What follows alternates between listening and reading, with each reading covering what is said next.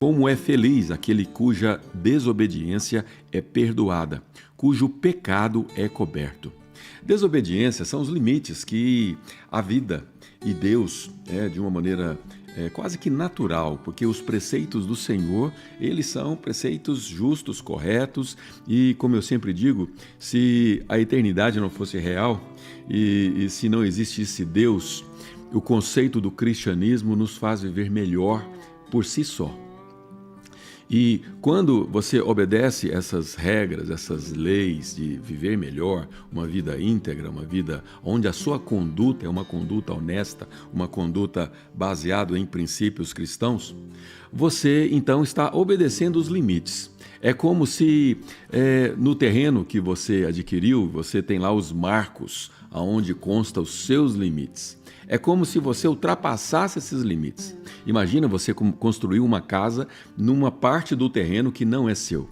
O pecado é mais ou menos assim. O pecado é você avançar em limites que você não deveria avançar. E quando você avança, você está desobedecendo.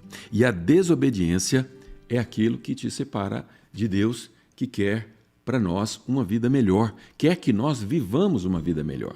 E como é feliz, ou seja, a felicidade encontra-se por trás do contentamento, e estar contente é viver com gratidão e sem culpa.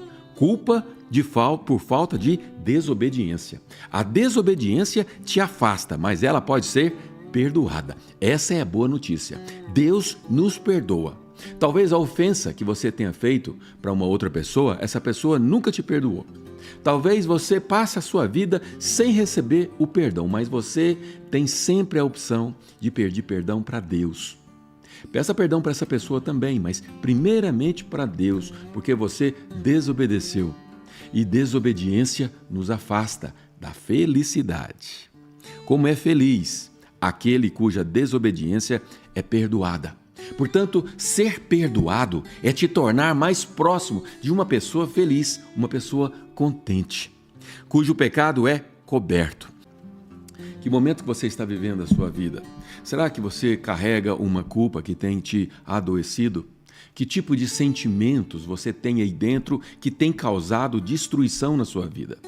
Eu sempre digo e repito que nós somos seres espirituais vivendo no mundo físico, mas infelizmente somos guiados pelas nossas emoções, o nosso emocional. Infelizmente eu digo porque nós deveríamos ser guiados pelo Espírito que vive e habita em nós.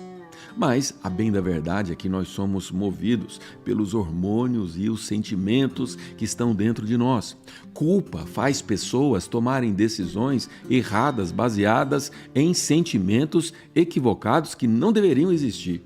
A culpa traz medo, a culpa traz angústia, a culpa deprime. A culpa por não ter feito o que precisava ser feito causa na vida de uma pessoa uma tristeza que joga ela, mergulha ela no poço da depressão. A culpa por não ter sido a pessoa que precisava ser feito por alguém que hoje não está mais presente, destrói a alma de alguém. Mas eu estou aqui hoje para te dizer uma boa notícia, te dizer que Deus é um Deus que perdoa. E esse Deus que perdoa faz nova todas as coisas. Davi experimentou disso e ele está compartilhando.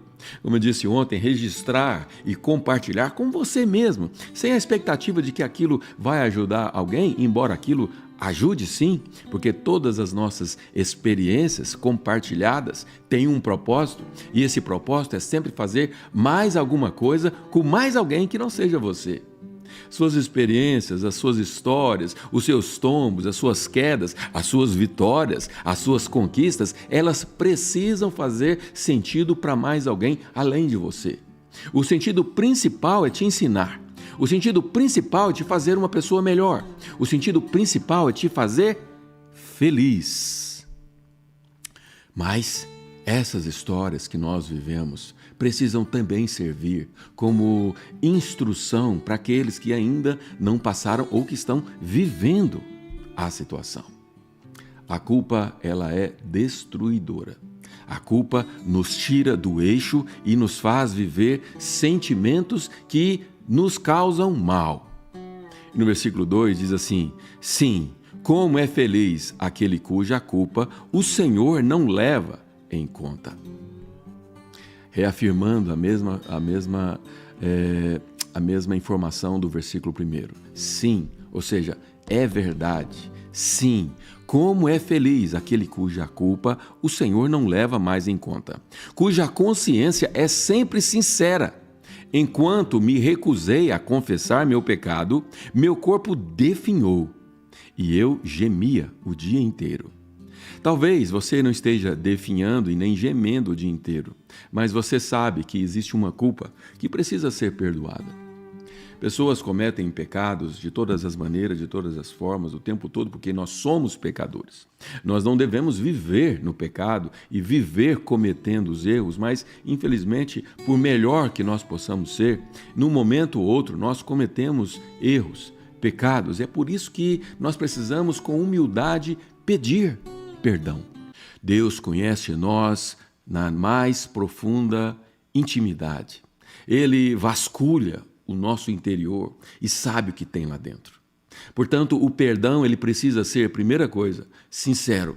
O perdão precisa admitir com verdade aquilo que tem dentro de você, porque Deus está vendo. Não adianta meras palavras de boca para fora. Não adianta você pedir perdão de algo que você sabe que amanhã você vai fazer de novo. Perdão precisa ser carregado de mudança de planos, mudança de rumo, mudança de comportamento, mudança de atitude. Precisa ser acompanhado de uma mudança de direção. Estava indo para lá, agora precisa ir para cá. Uma mudança de direção que muda e transforma o rumo do destino para onde você estava indo.